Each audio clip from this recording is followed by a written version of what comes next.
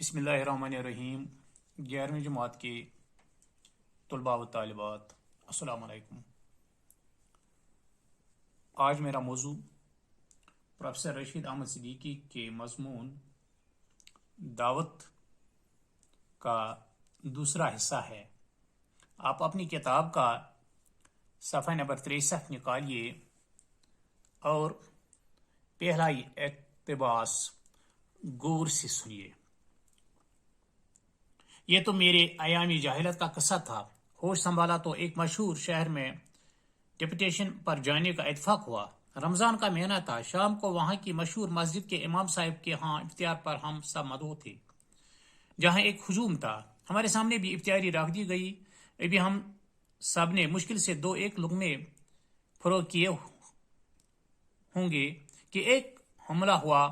چند سرما ہم پر ٹوٹ پڑے اور جو کچھ سامنے تھا اسے چٹ کر آگے بڑھ گئے۔ معلوم ہوا کہ وہ وہاں کا یہی دستور تھا کہ جو چاہے جس کے سامنے چاہے افطاری اچک لے۔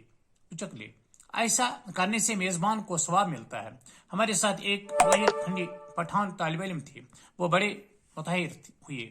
ان کے تیور سے معلوم ہوتا تھا کہ وہ اس واقعہ کو نظر انداز نہ کریں گے۔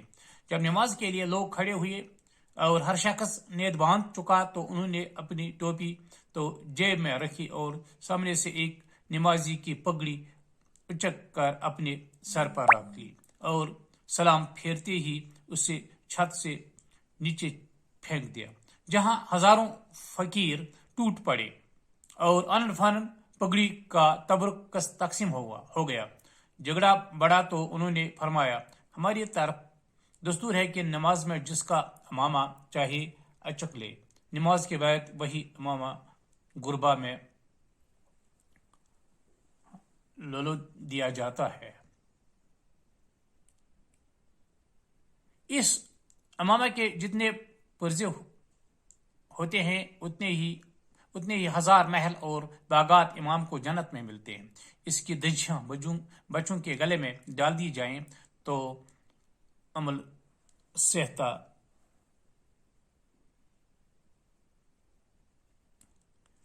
نہیں ہوتا۔ جوان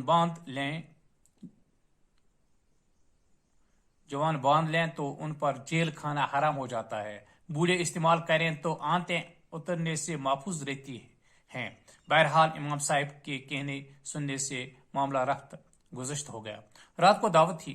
سارے مہمان دو زانوں بیٹھے۔ بالکل ایسا معلوم ہوتا تھا جیسے مارشل صاحب کی تاریخ ہند میں ٹھگوں کا گروپ ہے۔ ہم سب بھی بیٹھ گئے۔ ایک بڑی سینی میں بریانی کا ارحم مصر بنا ہوا تھا، جس کے اوپر ایک دیگچی شوربے کی انڈیل دی گئی۔ لوگ سینی پر ٹوٹ پڑے اور براہ راست دست بدہن ہو گئے۔ دست بدہن کو آپ محض ہینڈ ٹو ماؤتھ کا محضر تصور فرمائیں۔ ہمارے روہیل کھنڈی دوست چپ چاپ بیٹھے رہے۔ میزبان تو انہیں دیکھ کر خاموش رہے، لیکن ایک بزرگ جن کی داڑھی چاولوں کی مالا بن گئی تھی اور شوربہ گنگا جمنی خضاب کی بہار دکھا رہا تھا،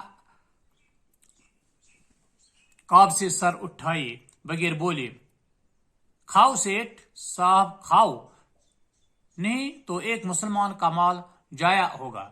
دوست بولے، بالکل درست، لیکن دوسرے مسلمان کی جان بھی جایا ہوگی۔ وہاں کے زمانہ قیام ہی میں ایک اور جگہ سے دعوت نامہ میں آیا۔ ہمارے میزبان وہاں کے معزز اور دولت مند ترین لوگوں میں سے تھے۔ میزبانی کے فرائض خاتون کھانا ادا کر رہی تھیں۔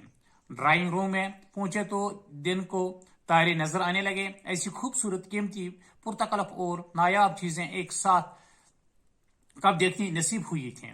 البتہ ان کا تذکرہ میلادوں میں سنا تھا یا طلسم ہوش ربا میں پڑا تھا۔ مالک مکان سے زیادہ پر شوکت اور شیر افغان نوکرانیاں تھیں۔ یہ شار افغان نور جہاں کے پہلے شوہر نہیں بلکہ ہمارے اردو شعراء کی اولاد قسم کی چیز ہے۔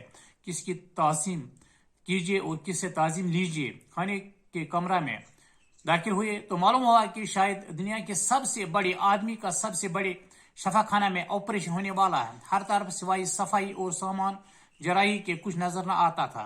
मेज के करीब आए तो एक मसनवी ज़ाहिर उस किस्म की सनफ नाजुक ने हमारे बैठने की कुर्सी खींची। माँ ख्याल आया कि आगे बढ़कर कहूँ, आई केबला, ये आप क्यों कांटों में घुसेट रही हैं? लेकिन सियासत दरबान से डरा और खामोश रह गया। जब हम मेज से मुत्सिल हुए तो उसने कुर्सी हमसे मुत्सिल कर दी। मैं इस आदाब से वाकिफ न था और फिर कुछ सहमा हुआ भी था, इसलिए कुर्सी पर पूरा बोझ देने इसके बजाय अपने ही पाँवों पर जोर दे रहा। बस यूं समझ लीजिए गोया कोई निहायत सबक सवार जाकी घोड़े पर बैठा हुआ रवाना होने के इशारे का मुंतजर हो। आप यकीन मानिए, अगर इस दौरान में कहीं वो गांग एक दफा और बच जाए तो रूह परवाज होती या न होती, हमारा जिस्म जरूर परवाज करने की नाकाम कोशिश करता। खाना आया और आता रहा, लेकिन यकीन मानिए काम यारों का बकदर लब वो दंदान निकला। सबसे बड़ी मुसीबत यह थी कि खाना ऐसे यूनिफॉर्म या लिबास फाखरा या मलबूसात और उसी में लाया जाता था कि यह तय करने में दुश्वारी होती कि इन पर हमला किया जाए या उनकी इबादत की जाए या फिर खड़े होकर कौमी तराना गाया जाए। दूसरी मुसीबत यह थी कि किस आला से किस चीज पर हमला किया जाए, इसलिए कि जान लेने के लिए तो आप आज़ाद हैं। जो आला चाहिए शौक से इस्तेमाल कीजिए, लेकिन खानों के लिए तो महज मखसूस आलात मुकर्रर हैं। तीसरी मुसीबत यह कि जो खाना पेश किया जा रहा था, इसके दूसरे अजीज व अकारब न मालूम कौन कौन और थे, जिनकी अदम मौजूदगी में खाने को हाथ लगाना बड़ा गंवारपन होता।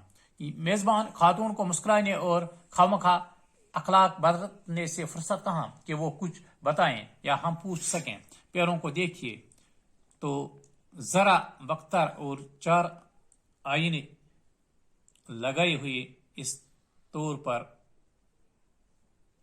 पैरों को देखिए तो जरा बख्तर और 4 आईने लगाए हुए इस तौर पर मसरूफ कार थे, जैसे बाज नालायक और बददिमाग इम्तिहान हाल में उम्मीदवारों की निगरानी करते हैं। इस किस्म की बेरों का गौर से मुताला किया जाए तो कुछ ऐसा वहम सा होने लगता है कि ये कहीं न कहीं अपनी यूनानी फार्म या पेटी ठप्पू में कोई पेश कब्ज भी छुपाई हुई है। कभी कभी कोई खादिमा बशकल मखदूमा आ जाती थी और हम पर बनाई सरासिमगी या दूर अंदेशी ये समझकर कि ये भी मेजबान किस्म की कोई चीज थी या आज नहीं तो कल इस रुतबा पर फाइज होंगी, हमेशा ताजिम देने या बेवकूफों की तरह मुस्कुराने के लिए तैयार रहते।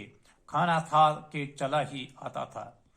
हमने भी छुरी इस तौर पर पकड़ रखी थी जैसे किसी कलम तराश चाकू से गेंडे की कुर्बानी करने वाले हैं।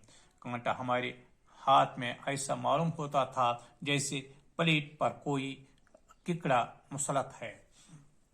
यहाँ कुछ अल्फाज हैं, इनका आप माने सुनिए। सुरमा, बहादुर, मुताहिर, हैरतज़दा, अमलसियां, बच्चों की मसान की बीमारी, रफत गुज़श्त,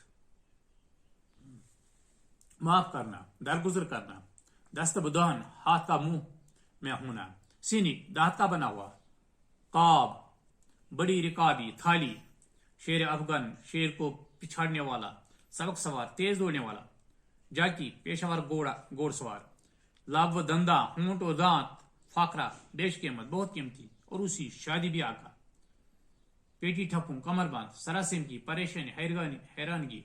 रशीद अहमद सिद्दीकी एंड इस इक्तिबास में फरमाते हैं कि एक इमाम साहिब के यहाँ इफ्तियार की दावत का हाल यहाँ बयान करते हुए फरमाते हैं कि मेजबान और मेहमान दोनों पर चोट करते हैं कि अभी हमने इफ्तियारी के 1-2 लकमे ही खाए थे कि कुछ लोग आकर हमारे सामने से खाना उड़ा लिया।